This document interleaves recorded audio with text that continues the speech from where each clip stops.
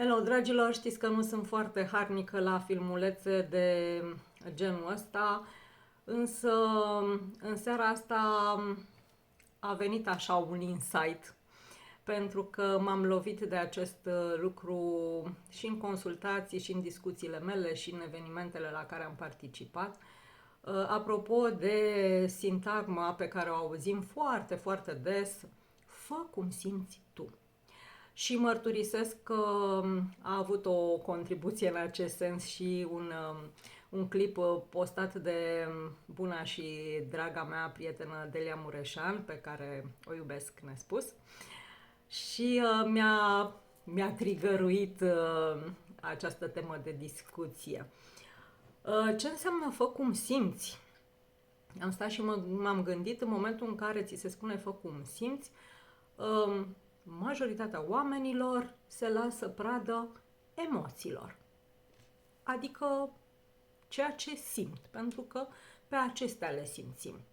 Cred că, de fapt, în spatele acestei expresii fă cum simți, este mai degrabă apelul la ascultă-ți intuiția. Numai că, vedeți voi, de foarte multe ori, aceste contexte nu sunt clare. Și oamenii care nu au lucrat cu ei, care nu știu ce înseamnă intuiția și cât să-i acorde importanță în viața lor, se duc, bineînțeles, în zona emoțiilor. Și așa cum ne spun dragile de neuroștiințe, când e vorba de emoție, controlul este spre zero.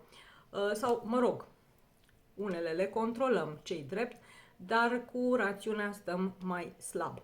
Drept pentru care asistăm la situații în care fă ce simți este sinonim cu poți să încalci orice regulă de bun simț, poți să nu-ți asumi nicio responsabilitate, poți să faci așa cum crezi tu, chiar dacă asta sfidează regulile sociale sau datoriile tale.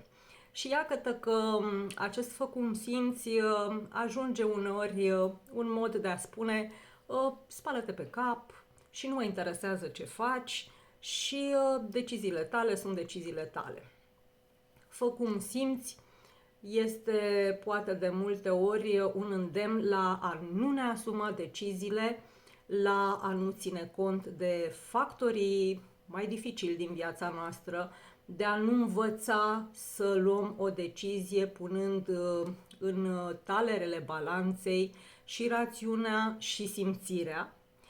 Și mai ales fă cum simți. În ceea ce îi privește pe copii, zic eu că nu este tocmai o soluție minunată în educația lor.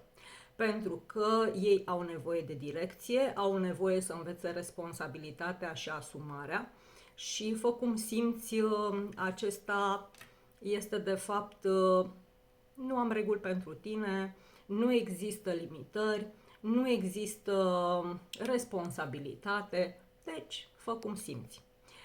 Așa că aș vrea să reflectați și voi și eu reflectez la acest fă cum simți. Nu înseamnă să nu ne ascultăm intuiția, nu înseamnă să punem deoparte toate acele feeling-uri, dar fă cum simți să fie cu măsură și cu responsabilitate și uneori ceea ce simțim, ok, poate să fie oarecare lene, comoditate, fugă de responsabilitate. Așa că mai gândiți-vă când spuneți fă cum simți. Voi ce simțiți să faceți acum?